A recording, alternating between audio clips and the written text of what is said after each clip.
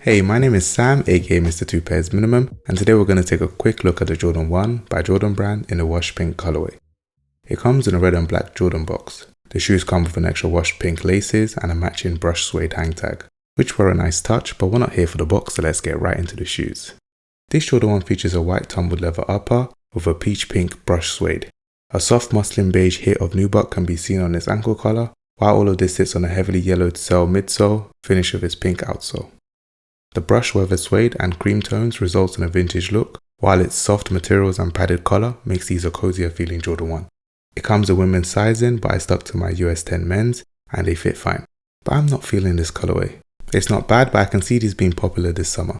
As usual, purchase links will be in my YouTube description. While you're there, hit the like and subscribe button and comment washed to show me you enjoyed this video. Now let's discuss, did you pick these up, did you miss out, or did you pass? Let me know your thoughts in the comments below. Apart from that, have a good day.